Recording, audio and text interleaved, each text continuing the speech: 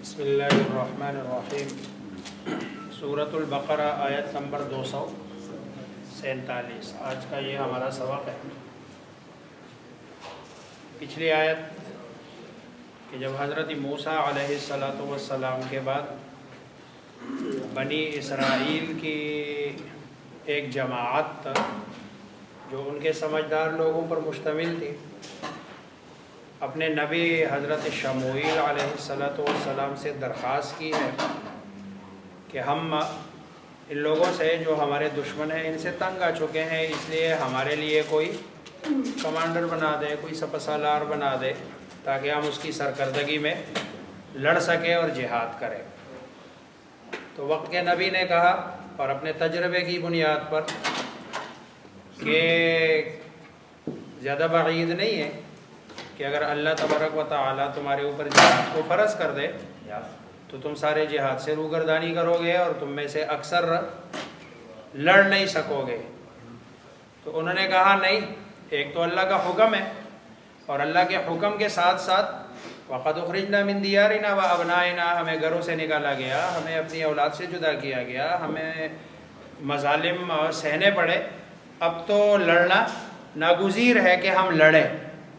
چنانچہ جب جہاد ان پہ فرض ہوا تو تولوا الا قلیلا منہم، بہت تھوڑے سے لوگ رہ گئے اور باقی سارے پیٹ پھیر کر بھاگ گئے۔ یہی وہ اس کا اگلا ہے کہ وقال لهم نبیہم، اور قال کہا لهم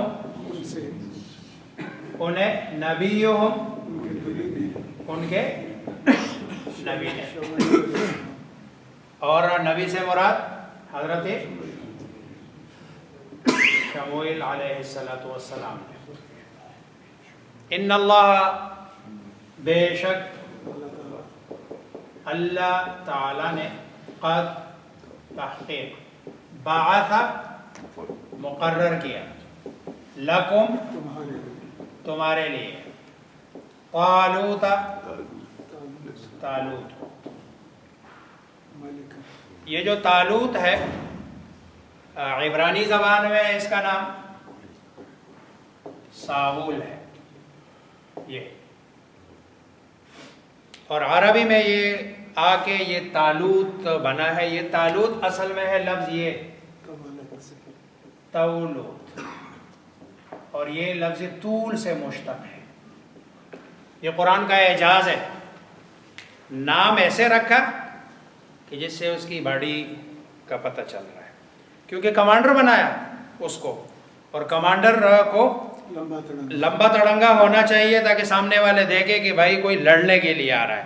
اگر چھوٹا ہو جسم کے اعتبار سے تو سامنے والے پہ اس کا اچھا اثر نہیں پڑے گا، اس لیے قرآن نے نام بھی ایسے رکھا، ورنہ اس کا اصل نام جو اس کا ہے ساول ہے، اور قرآن نے اس کو طالوت کہا۔ گویا کہ ذاتی نام نہیں رکھا قرآن نے، ذاتی نام نہیں بلکہ صفاتی نام اس کا یہاں بتا کے ایک بہت بڑا فلسفہ بتا دیا۔ ملکہ، بادشاہ، کمانڈر، سپہ سالار۔ اب آگے ان کا اعتراض ہے، وہ سمجھ رہے تھے کہ بھائی بادشاہت، سپہ سالاری کا حق صرف اس کو ہوتا ہے جس کے پاس پیسہ ہوتا ہے، مال ہوتا ہے، دولت ہوتا ہے، اور یہ صرف ان پہ نہیں۔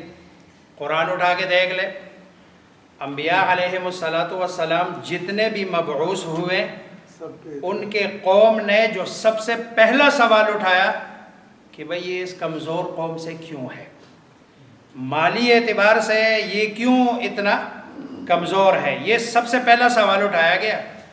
اور یہ چونکہ طالوت یہ بنی اسرائیل کے جو 12 گروہ ہیں، ان 12 گروہ میں سے جو سب سے کمزور قبیلہ ہے، اور وہ حضرت یعقوب علیہ السلام کا جو بیٹا ہے، اور حضرت یوسف علیہ السلام کا اپنا حقیقی سگا بھائی ہے بنیامین، اس کے قبیل سے ہے، اور یہ سب سے کمزور ہے۔ کیوں؟ اس لیے کہ اس کے قبیلے میں نہ نبوت ہے اور نہ حکومت اور سلطنت ہے۔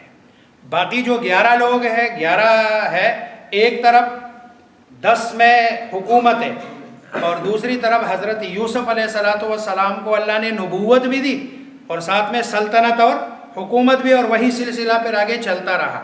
لیکن بنیامین میں نہ نبوت، ان کے قبیلے میں نہ نبوت ہے اور نہ سلطنت ہے، اور اسی کو حضرت شموئیل علیہ السلام کیا بنا رہے ہیں؟ کمانڈر بنا رہے ہیں، سپہ سالار بنا رہے ہیں. تو یہ کہتے ہیں کہ بھئی بادشاہت کا حق تو ہمارے پاس ہے، اس کے پاس تو بادشاہت کا حق نہیں ہے، اور اس کے پاس پیسہ بھی نہیں ہے، مال بھی نہیں ہے، دولت بھی نہیں ہے، اسٹیٹس کے اعتبار سے یہ ہم سے بہت نیچے ہے. یہ ان کا اعتراض ہے. آگے حضرت شموئیل ان کا اعتراض کا جواب دے رہے ہیں. قالو، کہا سب نے، انا، کیف، کیسے، کیوں کر، یکون، ہو سکتا ہے، لہو، اس کے لیے، الملک، بادشاہی، علینا، ہم پر یہ کیوں کر بادشاہ بن سکتا ہے؟ وَنَحْنُ أَحَقُ، حالانکہ واو نحن، ہم، احق اس میں تفضیل، زیادہ حقدار،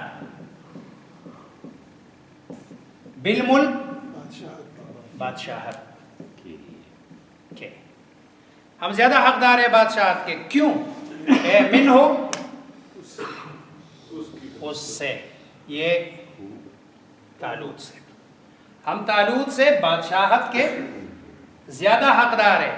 وَلَمْ يُؤْتَ، اور لم نہیں، یؤتا پیسیو ہے، مجہول ہے، نہیں دی گئی، ساعتن، گنجائش، وسعت، من المال، مال سے، وہ ہے کہ اس کو مال سے وسعت نہیں دی گئی ہے، اس کے پاس کثرت سے امیر آدمی نہیں ہے، مال نہیں ہے اس کے پاس. اور جس کے پاس مال نہیں ہے وہ بادشاہ کیوں ہو سکتا ہے؟ وہ کمانڈر کیوں ہو سکتا ہے؟ وہ سپہ سالار کیوں ہو سکتا ہے؟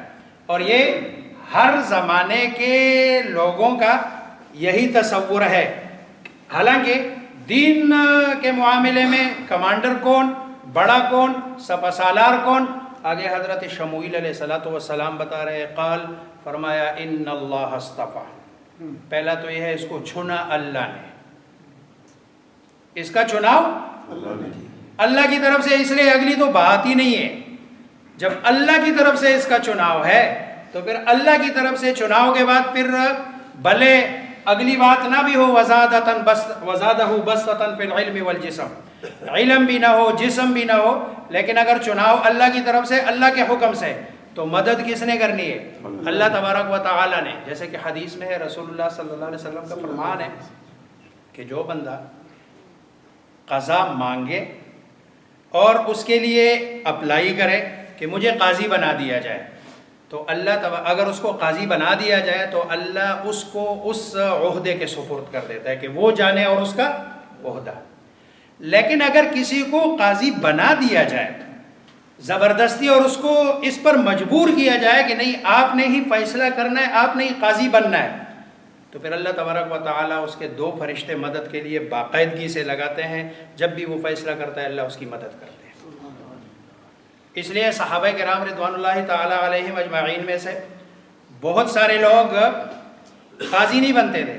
حضرت عثمان رضی اللہ تعالیٰ عنہ نے عبداللہ ابن عمر رضی اللہ تعالیٰ عنہ کو بلایا اور ان کو کہا کہ بھئی آپ کو میں قاضی بنانا چاہتا ہوں. انہوں نے کہا نہیں میں نہیں بنتا. انہوں نے کہا نہیں میں نے بنانا ہے آپ کو. اس نے کہا میں اللہ کی پناہ مانگتا ہوں اس بات سے کہ آپ مجھے قاضی بنائیں. اور اگلی حدیث سنائی کہ من عاذ باللہ فاعیذوہ، جو اللہ کی پناہ مانگے اس کو پناہ دے دو. کیوں؟ اس لیے کہ فقد عاذ بعظیم، اس لیے کہ اس نے بہت بڑی ذات سے کی پناہ مانگی. تو حضرت عثمان نے کہا بھئی ٹھیک ہے، آپ کے والد تو جو ہے نا بنتے تھے، قاضی بنے ہیں آپ صلی اللہ علیہ وسلم کے زمانے میں. انہوں نے کہا میرے والد اس لیے بنے کہ میرے والد جب تھے قاضی تو رسول اللہ صلی اللہ علیہ وسلم موجود تھے. ان کو کوئی مسئلہ کسی ہوتا تھا تو وہ آپ صلی اللہ علیہ وسلم سے جا کے پوچھ لیتے تھے، اس لیے اب میں نہیں اس کا. انہوں نے کہا اب ایسا کرنا، یہ کسی اور کو نہ بتانا، ورنہ اگر یہ والی بات کسی کو پتہ چلی تو کوئی بھی قاضی بننے کے لیے تیار نہیں ہوگا، اس لیے کسی اور کو یہ بات نہیں بتانی ہے. تو یہ چونکہ اللہ تبارک و تعالیٰ کا چناؤ ہے، اور جدھر چناؤ اللہ کی طرف سے ہو وہاں اللہ تبارک و تعالیٰ مدد کرتے ہیں. قال، تو نبی نے کہا ان اللہ، بے شک اللہ تبارک و تعالیٰ اصطفیٰ، چن لیا ہے اس کو علیکم، تم پر، گویا کہ تمہارے اوپر اللہ نے اس کو حاکم بنا دیا اور اللہ نے چنا. اور پھر اس چناؤ کے ساتھ ساتھ جو اللہ، ظاہری بات ہے اللہ تو حکیم ہے، اللہ کی حکمت غالبہ کا تقاضا یہ ہے کہ چناؤ اس بندے کی ہو کہ جس میں صلاحیت بھی ہو. اس لیے وزادہ، اور زیادہ دی ہے اسے، بسطتاً، وسعت، گنجائش، فی العلم، کس میں؟ فن حرب کا واقف ہے، سپہ سالاری کے سارے جتنے بھی اس میں جو اس کی انوائرمنٹ ہے وہ ساری اس کے اندر ہے، علم ہے اس کے پاس. اور جو بندہ سمجھ رکھتا ہے، علم رکھتا ہے، اللہ تبارک و تعالیٰ اس کو کسی بھی جگہ کسی بھی موڑ پہ ناکام نہیں کرتا، وہ کامیابی. اور دوسرا یہ ہے والجسم، اور وسعت اور گنجائش اللہ نے دی ہے اس کے کس میں. تو سپہ سالاری کے لیے دو ہی کام چاہیے، عقل اور سمجھ چاہیے، اور دوسری ہے کہ طاقت چاہیے، قوت چاہیے، تاکہ دونوں جہاں جس چیز کی ضرورت ہو اسی کو بروئے کار لا کے اس کو استعمال کر کے دشمن کا مقابلہ کرے. واللہ یؤتی ملکہ من یشاء، اور اللہ یؤتی دیتا ہے، ملکہ اپنی یہ بادشاہ، اپنی سلطنت. اس کا مطلب ہے کہ دنیا میں جو بھی سلطان ہے، بادشاہ ہے، وہ سلطنت اصل میں کس کی ہے؟ اللہ کی، بندے کی نہیں ہے. اس لیے اللہ سلطنت کی نسبت کس کی طرف کر رہا ہے؟ اپنی طرف. اللہ دیتا ہے اپنی بادشاہت، من یشاء، جس کو چاہے. واللہ واسع، اور اللہ وسعت والے، علیم،